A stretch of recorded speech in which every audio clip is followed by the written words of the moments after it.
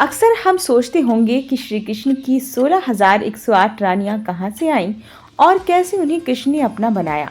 ये सभी किसका रूप थी और क्यों आई थी। तो आज की वीडियो में हम जानेंगे इसी बारे में और बताएंगे कि एक एक पहलू को विस्तार से। लेकिन उससे पहले आप हमारे चैनल को सब्सक्राइब और फॉलो करना ना भूलें। हम सभी जानते हैं कि श्री कृष्ण की 16,108 रानियां थी, लेकिन क्या आप ये भी जानते हैं कि उनकी रानियों की उत्पत्ति कैसे हुई थी। श्री कृष्ण की 16,108 रानियों का विषय हमेशा से ही न सिर्फ चर्चित बल्कि विवादित रहा है, क्योंकि जो लोग कृष्ण लीलाओं को समझने में असमर्थ हैं वो अक्सर कुछ न कुछ गलत इस बारे में बोलते ही हैं और श्री कृष्ण पर उंगलियां उठाते हैं।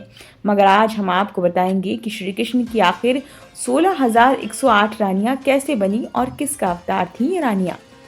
सबसे पहले तो इस बात को समझिए कि पत्नी होने का अर्थ है अर्धांगिनी, जिसके साथ विवाह की रस्में निभाई गई हों और पूर्ण रूप से ब्रह्म विवाह करके गृहस्थ जीवन का आरंभ किया हो एवं परिवार में वृद्धि के लिए पति पत्नी के बीच मिलन के रूप में संबंध स्थापित हुआ हो।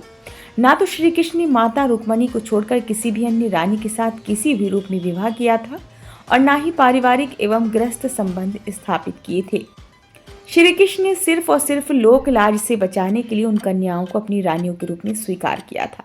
पौराणिक कथा में ये भी वर्णित है कि जब उन सभी रानियों के मन में मातृत्व की भावना ने जन्म लिया, तब श्री कृष्ण ने उन्हें संतान प्राप्ति का वरदान दिया था। उस वरदान से सभी रानियों को संतान हुई थी। अब बताते हैं कि कौन थी श्री कृष्ण की रानियां, किसका अवतार थी।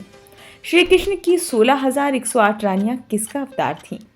भागवत पुराण के अनुसार श्री कृष्ण की 16,108 रानियां वो ऋषि थे जिन्होंने कई हजार वर्षों तक तपस्या कर भगवान विष्णु से ये वरदान प्राप्त किया था कि उन्हें स्त्री रूप में द्वापर युग में श्री कृष्ण से प्रेम प्राप्त हो।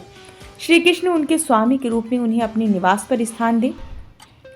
उन्हीं ऋषियों को दिए वरदान को पूरा करने के लिए श्री कृष्ण ने उन ऋषियों को स्त्री रूप में अपनी रानियों के तौर पर स्वीकार किया था। जिस समय द्वापर युग का अंत होने वाला था और श्री कृष्ण की मृत्यु के बाद उनकी रानियां वन में तपस्या करने गई थी, तब वह अपने असली ऋषि रूप में आ गई थी।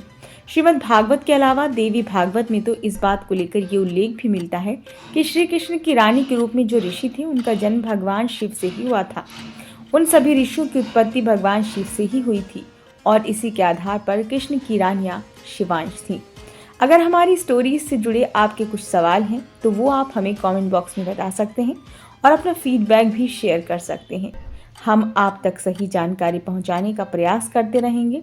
अगर आपको ये स्टोरी अच्छी लगी है तो इसे शेयर ज़रूर करें। ऐसी ही अन्य वीडियोस देखते रहने के लिए जुड़े रहें ई रेडियो इंडिया से।